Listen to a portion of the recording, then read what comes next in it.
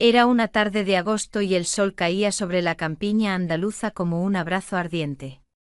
Las colinas teñidas de ocre y oro se extendían hasta donde la vista alcanzaba, salpicadas de olivos que danzaban con la brisa y de viñedos que prometían un vino generoso.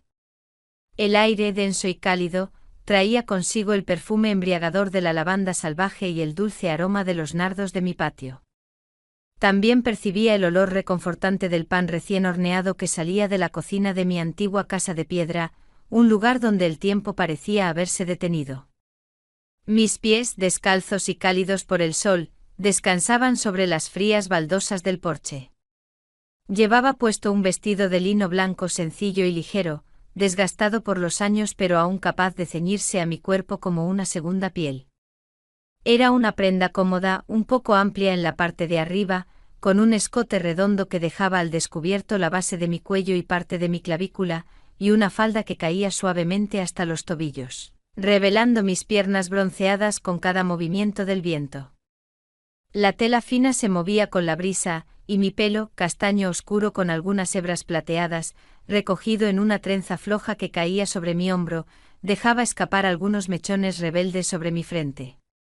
No llevaba maquillaje, nunca lo había necesitado. Mi rostro estaba marcado por las mañanas de trabajo en el huerto, por las largas caminatas bajo el sol y por las noches de fiesta en el pueblo. Era yo Isabel, viva, auténtica, sin necesidad de filtros ni artificios. Mientras miraba el camino de tierra que conducía a mi casa, vi cómo se acercaba un coche viejo, levantando una nube de polvo rojizo. Era un Seat 600, de esos que aún se veían en las aldeas más remotas. Cuando se detuvo ante la verja de hierro forjado, reconocí al instante a mi hija, Sofía, que bajaba sonriendo, su melena castaña ondeando al viento. A su lado, con una bolsa de mimbre llena de provisiones en la mano, estaba Mateo, su marido. Mi mirada se posó en él y por un instante permanecimos suspendidos en un silencio denso, interrumpido solo por el incesante canto de las cigarras. Era inevitable. Nuestros ojos se encontraron y su atención se deslizó casi imperceptiblemente hacia mi pecho, donde un botón desabrochado del vestido dejaba entrever la piel brillante de sudor por el calor. No tenía ninguna intención de provocar.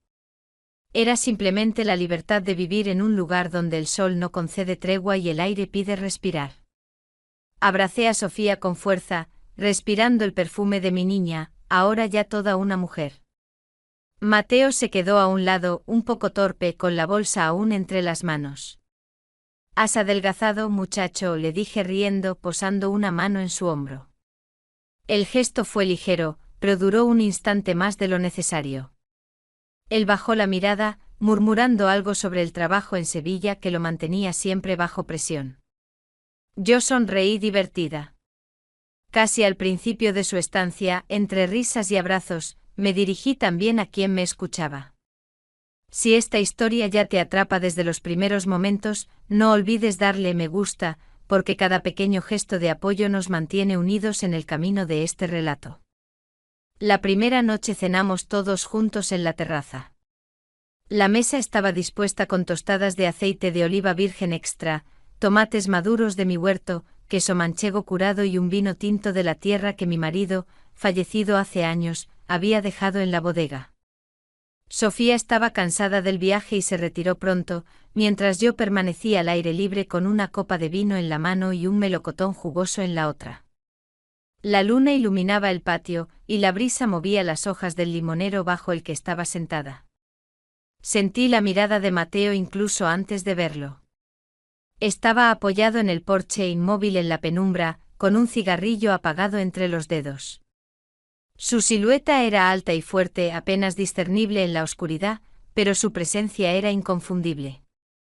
¿Añoras la ciudad?, pregunté sin girarme, dejando que mi voz fluyera en la noche. Él dudó, luego dijo en voz baja, un poco, pero aquí el silencio pesa. Sonreí. Es que en Sevilla estás acostumbrado al ruido. Aquí, en cambio, el silencio te obliga a escuchar lo que tienes dentro. Levanté los ojos y por un momento, nuestras miradas se cruzaron de una manera que nada tenía que ver con los lazos familiares. Era la mirada de un hombre que ve a una mujer y de una mujer que sabe que es vista. Mateo apagó el cigarrillo y, casi para protegerse, murmuró que era tarde. Cuando pasó a mi lado, rocé con mis dedos su brazo, apenas un toque. ¿Sabes que eres fascinante cuando guardas silencio? Dije antes de perderme en la oscuridad de la casa, dejando tras de mí el perfume de mi piel y del vino. La mañana nos recibió con una brisa refrescante que llegaba desde las colinas. Me desperté temprano, mucho antes de que el sol asomara por el horizonte, y el aire fresco se sentía delicioso sobre mi piel. Me puse un sencillo vestido azul celeste con pequeños bordados, una prenda que, aunque simple, tenía la habilidad de adherirse a mi cuerpo de forma natural. El calor de la noche anterior todavía impregnaba las paredes, haciendo que la tela se deslizara sobre mi piel, revelando un poco más de lo que pretendía ocultar. Bajé a la cocina y el aroma del pan recién horneado flotaba en el ambiente. Allí estaba Mateo, de pie frente a la ventana, con solo una camiseta ligera que marcaba la musculatura de su espalda. Parecía pensativo y la luz del amanecer le daba a sus facciones un aire melancólico. ¿Un café?, le pregunté con naturalidad, colocando la cafetera de moka sobre el fuego.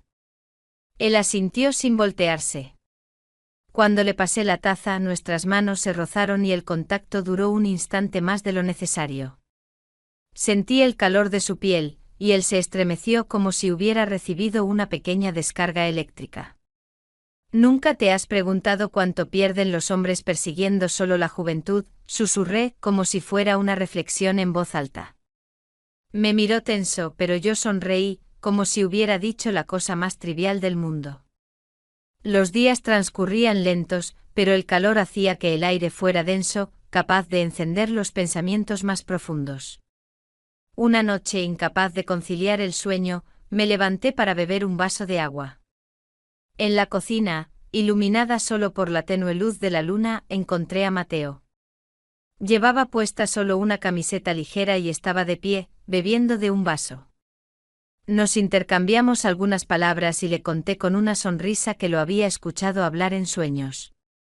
Él se agitó tratando de justificarse, pero yo capté su nerviosismo como una confirmación de lo que no se atrevía a decir.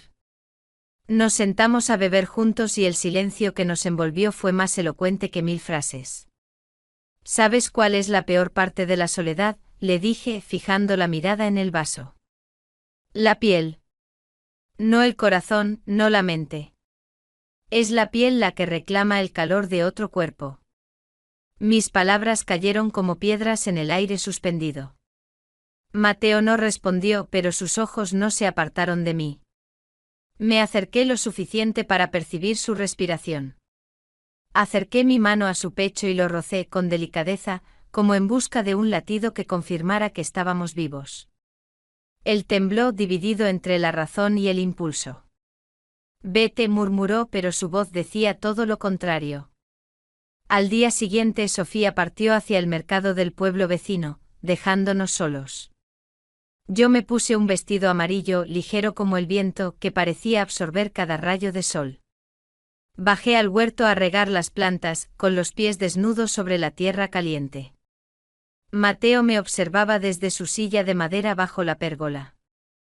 Cada uno de mis movimientos, cada vez que la tela del vestido se movía y descubría más de lo que yo habría querido ocultar, él permanecía quieto con la mirada fija en mí.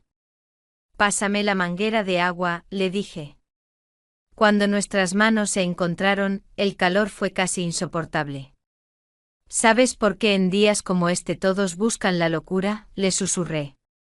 Porque nadie quiere pensar, todos solo quieren sentir. Esa noche lo invité a cenar. Le serví una sopa fría de tomate y un vaso de vino blanco fresco. Falta un hombre en esta casa, le solté de golpe. Mateo me miró, incapaz de responder. Le tendí un vaso y nuestras manos se entrelazaron como si no quisieran separarse. Me levanté, dejé que el vestido se moviera con un ligero susurro y antes de salir, le susurré. Si quieres, estaré en el viejo granero a las 9. Si no quieres, no vengas, pero no finjas luego no saber a dónde podía llevar todo esto. El sol se puso detrás de las colinas y el aire se volvió denso, casi eléctrico. Cuando abrí la puerta del granero, envuelta en el aroma a madera y paja, Mateo me encontró allí, cubierta solo con una sábana blanca, con el pelo suelto y húmedo de sudor. Sabía que vendrías, murmuré. Él trató de justificarse, pero lo detuve con un gesto.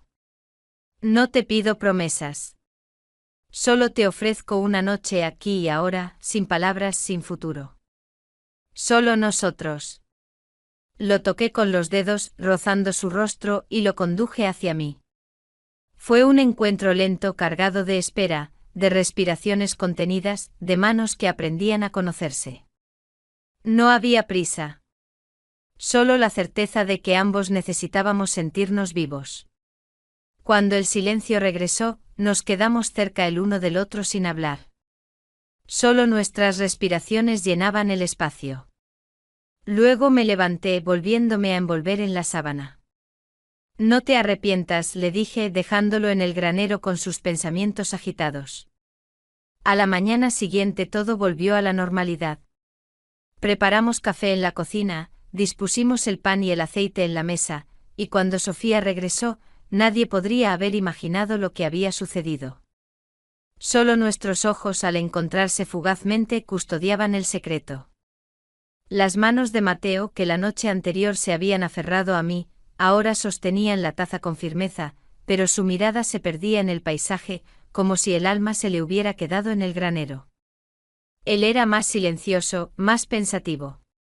Había una nueva sombra en sus ojos, una especie de ardor que no se apagaba. Los días pasaron y su estancia tocaba a su fin. Sofía bromeaba ajena a todo, mientras Mateo y yo nos comunicábamos con el único lenguaje de las miradas. No hubo más palabras, no fueron necesarias. Cada mirada era un universo, una promesa, un recuerdo. A través de ellas nos preguntábamos y nos respondíamos, nos dábamos consuelo y nos atormentábamos. Era una danza silenciosa, privada, que nos unía en una complicidad que nadie más podía entender. Durante la última cena, Sofía mencionó que quería visitar Ronda antes de irse.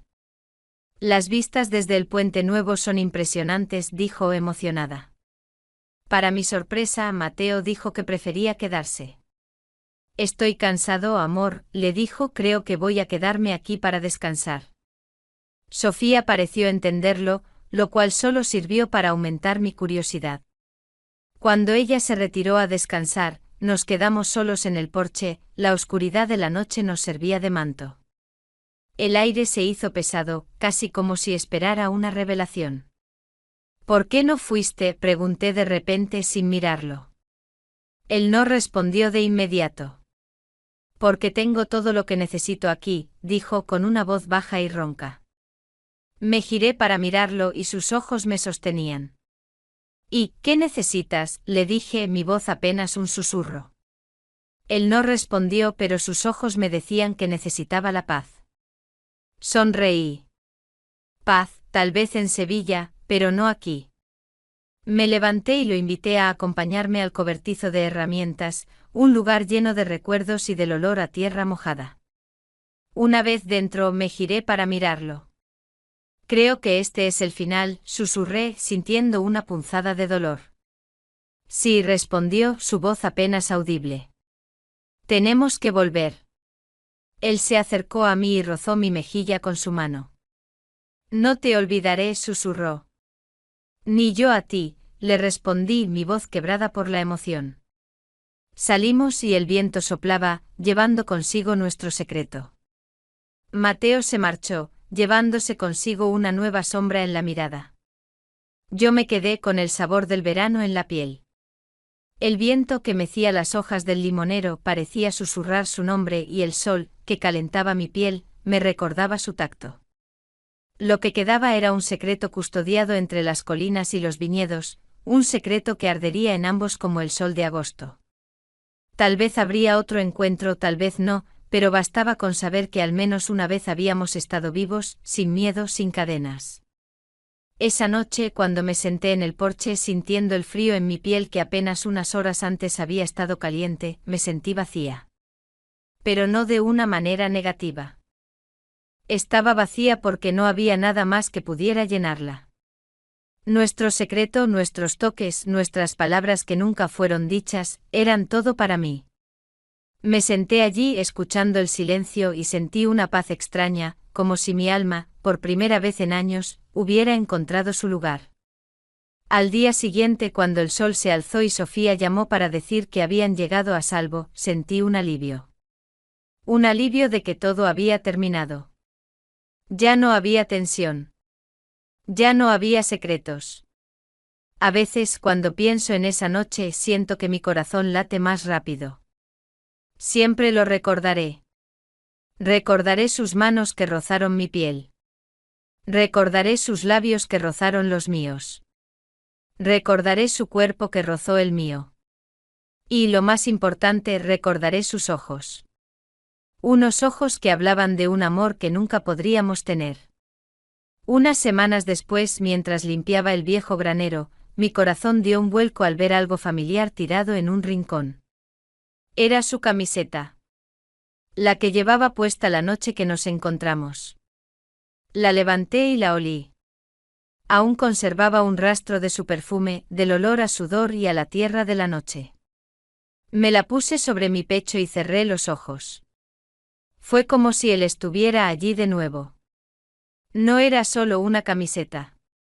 Era una promesa silenciosa, un recordatorio de que algo real había sucedido. De repente sentí un escalofrío de miedo. ¿Y si nos volvíamos a encontrar y no era lo mismo? ¿Y si el hechizo se rompía? Pero luego sonreí. No podía olvidarlo y la camiseta era la prueba. El tren de nuestras vidas había tomado un desvío esa noche, y aunque no supiéramos el destino, la aventura no había terminado. El secreto era un hilo invisible que nos unía, una marca en mi piel que nunca desaparecería. Y su camiseta, un faro en la oscuridad, me decía que tarde o temprano volveríamos a encontrarnos.